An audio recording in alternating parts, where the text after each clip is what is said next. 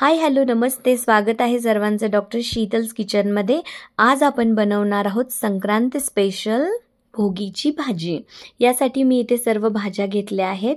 Bore, वालाच्या शेंगा, ओल्या हरभऱ्याचे दाणे, ओला वाटाणा, गाजरही कापून घेतला आहे, बटाटा आणि वांग्याच्या फोडी।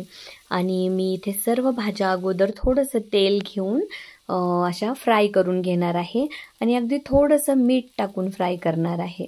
तर ह्या सर्व भाज्या एक 5-1 मिनिटामध्ये छान फ्राय होतात आणि फ्राय झालेल्या ह्या भाज्या मी एका बाउलमध्ये काढून घेणार आहे। यानंतर आपण बनवणार आहोत भाजीसाठी एक मस्त अशी मसाल्याची पेस्ट। त्यासाठी मी इथे 3 मध्यम आकाराचे कांदे उभे कापून त्याला असं अगदी थोड्याशा तेलामध्ये फ्राय केला आहे।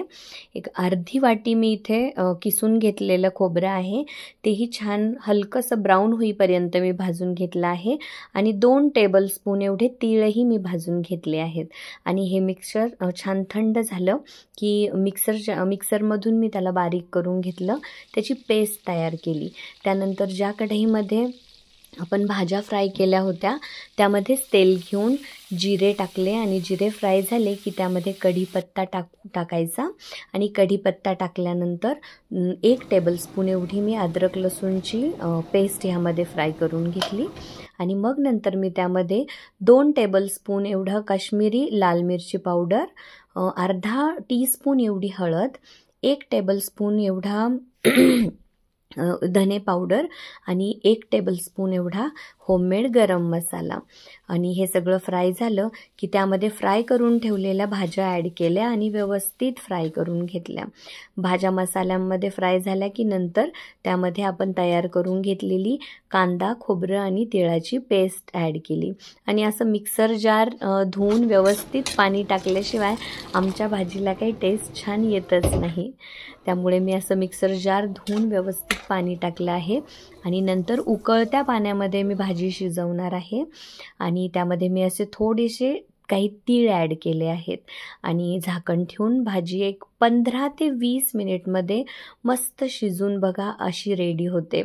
आणि माझ्या मावशींनी माझ्यासाठी मस्त कडक अशी तीळ लावून बाजरीची भाकरी केली आहे ती। आणि ही आपली भोगीची भाजी मी असा मस्त आता ताव मारणार आहे। आणि ह्या तीळ लावून केलेल्या बाजरीच्या भाकरीसोबत भोगीच्या भाजीची टेस्ट काही मस्तच असते। तर मी आता त्याचा एक घास खाऊन बघणार आहे आणि खूपच भाजी छान दिसत आहे। सगळ्यांनी ही रेसिपी नक्की ट्राय करा। आणखी अशाच छान रेसिपीजसाठी माझ्या चॅनलला लाईक, शेअर आणि सबस्क्राईब करा। जास्तीत जास्त मैत्रिणींपर्यंत ही रेसिपी पोहोचवा। आणि हे मी टेस्ट केली आहे, एकच नंबर, खूपच छान लागते तीळ लावून केलेली बाजरीची भाकरी आणि ही भोगीची भाजी। सगळ्यांनी नक्की ट्राय करा, छान खा, मस्त खा, खूप सारा व्यायाम करा, आनंदी आणि समाधानी राहा, तिळगुळ घ्या, फक्त गोड बोलू नका, गोड वागाही।